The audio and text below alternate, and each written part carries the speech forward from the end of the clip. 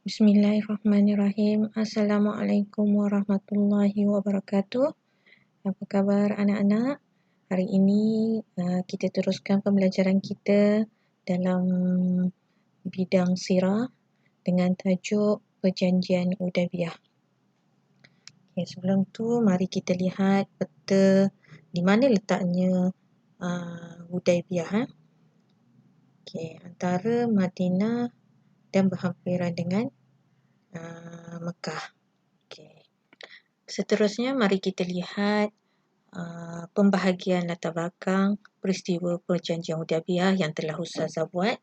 Pertama iaitu pengenalan, yang kedua sebab bermulanya Perjanjian Hudaibiyah, yang ketiga kronologi peristiwa, yang keempat isi-isi perjanjian, yang kelima iktibar dan hikmah, yang terakhir rumusan.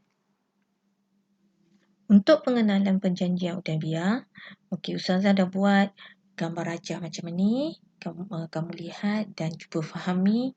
Okey, pertama sekali bila Perjanjian Hudaibiyah ni berlaku? Iaitu pada bulan Zulkaidah tahun ke-6 Hijrah. Antara siapa? Iaitu antara kaum muslimin dan kaum Quraisy. Di manakah tempat berlaku Perjanjian Hudaibiyah? Kamu ingat satu tempat yang bernama Hudaibiyah. Antara sebab mulanya Perjanjian Hudaibiyah ni, okey, kamu lihat gambar rajah yang Ustazah sediakan tu, iaitu clue yang pertama iaitu mimpi. Cerita ni macam ni. Nabi Muhammad SAW ni pada suatu hari dia telah bermimpi mengunjungi Masjidil Haram dan bermimpi beliau bercukur dan bergunting rambut bersama para sahabat. Jadi Nabi Muhammad ni dia bercerita kepada kaum muslimin. Jadi mereka pun membuat persiapan. Yang kedua tu mereka membuat persiapan untuk menunaikan umrah. Yang ketiga seterusnya berangkat dan bergerak menuju ke Mekah dalam bulan Zulkaidah tahun ke-6 Hijrah. Yang keempat tu gambar ternakan. Mereka membawa haiwan ternakan untuk disembelih di Baitullah. Rombongan mereka tu seramai 1,400 orang. Okey, mari kita tengok kronologi peristiwa Perjanjian Hudaibiyah ya. Okey, daripada Madinah untuk menuju sampai ke Mekah. Apabila rombongan Nabi ini tiba satu tempat yang bernama Zulkhuwaifah, Nabi dan kaum muslimin ini berihram umrah. Okey, kalau berihram ni bermaksud mengenakan hanya 2 kain putih yang tidak berjahit dan menjaga segala batal larang ketika berihram. Nabi Muhammad SAW memilih jalan yang jarang dilalui oleh orang ramai untuk sampai ke Mekah. Mereka melalui jalan yang berliku-liku di celah-celah bukit. Bayangkan pada zaman Nabi, mereka meredah panas padang pasir hanya dengan menunggang unta dan berjalan kaki. Iaitu kalau kita lihat jarak antara Madinah ke Mekah ni iaitu 460 kilometer. Jadi di sini kalau dah nak menunggang unta dan berjalan kaki, mereka mengambil lebih kurang lebih daripada 2 minggu perjalanan. Okey, tengok nombor 2. Okey, Nabi Muhammad SAW dia berhenti satu tempat, nama dia Saniyatul Mirad. Ini kerana berhenti kat situ kerana apa? Kerana untanya tak mahu meneruskan perjalanan. Nama unta ni Qaswa. Dia tak nak teruskan perjalanan. Jadi Nabi berhenti kat situ. Apabila kaum Quraisy ni didengar Nabi berhenti di situ, dia menghantar utusan. Antaranya ialah Budal bin Warqah Al-Khuzai dan Urwah bin Mas'ud. Mereka ni datang berjumpa Rasulullah dan bertanya apa tujuan Nabi datang ke Mekah. Jadi Rasulullah SAW meyakinkan kaum musyrikin Quraisy ni iaitu tujuan Nabi adalah semata-mata untuk menunaikan umrah. Okey, kamu tengok terus seterusnya iaitu nombor 3. Rasulullah dia mengutuskan Osman bin Affan untuk berunding dengan kaum Quraisy. Osman bin Affan ni bila dia dah pergi, tersebarlah yang dia ditahan dan berita yang beliau telah dibunuh.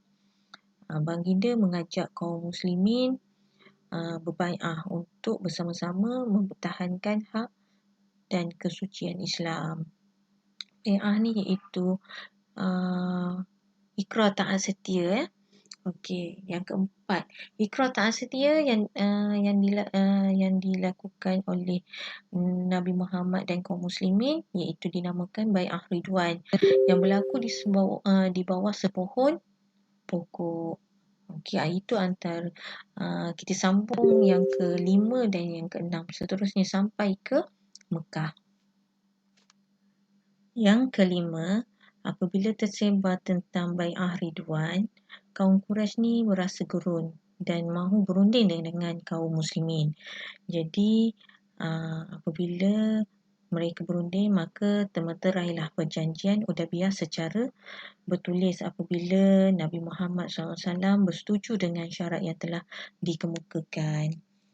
Okey, yang keenam, Nabi Muhammad memerintahkan kaum muslimin bertahallul dengan menyembelih haiwan ternakan dan bercukur rambut. Apa tu bertahallul? Bertahallul ialah keluar dari ihram dengan bercukur atau bergunting setelah tiba masanya. Apabila kaum muslimin melihat baginda bertahallul, maka mereka pun ikut bertahallul. Seterusnya, mari kita lihat isi-isi perjanjian Hudaybiyah dan kesannya. Okey, isi yang pertama iaitu kejahatan senjata selama 10 tahun. Apabila berlakunya kejahatan senjata selama 10 tahun ini, kesannya pertumpahan darah dapat dielakkan dan penyebaran dakwah dapat dilakukan. Isi yang kedua, orang Islam tidak dibenarkan menunaikan umrah pada tahun itu. Jadi kesannya keazaman kaum muslimin semakin kukuh untuk kembali ke Mekah untuk menunaikan umrah. Seterusnya, isi yang ketiga, kedua-dua pihak bebas membuat perjanjian dengan pihak yang lain. Kesannya iaitu Nabi Muhammad mengambil peluang menjalankan hubungan dengan negara dan kabilah Arab yang lain. Isi yang keempat, orang Quraisy Mekah yang datang kepada pihak Nabi Muhammad SAW tanpa kebenaran walinya walaupun telah memeluk Islam hendaklah dipulangkan semula kepada kaumnya. Yang kelima, sesiapa daripada pihak Nabi Muhammad SAW yang datang kepada pihak Quraisy Mekah tidak akan dipulangkan. Kesannya iaitu peluang menyebarkan Islam melalui muamalah antara orang Islam dengan bukan Islam di Mekah. Yang kesan yang lain iaitu semakin ramai penduduk Mekah memeluk Islam. Itu antara isi-isi perjanjian Hudaybiyah dan kesannya. Iktibar peristiwa perjanjian Hudaybiyah, sebagai seorang pemimpin, kita mestilah bijak merancang dan mengatur strategi, mengatasi masalah dengan tenang dan rasional serta bijak membuat sesuatu keputusan. Sebagai seorang yang dipimpin, kita mestilah taat kepada pemimpin selagi tidak melanggar syarak, berganding bahu dan menyokong pemimpin serta mengamalkan toleransi. Sebagai seorang Muslim, kita mestilah mentaati perintah Allah dan Rasul, bersungguh-sungguh melakukan sesuatu serta menepati janji. Mari kita lihat hikmah perjanjian Hudaybiyah. Yang pertama, membuktikan Islam agama yang cintakan kedamaian. Yang kedua, dakwah Islam semakin berkembang dan titik permulaan kepada pembukaan kota Mekah. Rumusan yang dapat kita dapati daripada perjanjian Hudaybiyah ialah pertama, kebijaksanaan Nabi Muhammad SAW telah membawa kepada termeterai perjanjian Hudaybiyah dan antara faktor utama berlakunya pembukaan kota Mekah. Okay. itu saja untuk pembelajaran kita pada hari ini. Selamat belajar. Assalamualaikum warahmatullahi wabarakatuh.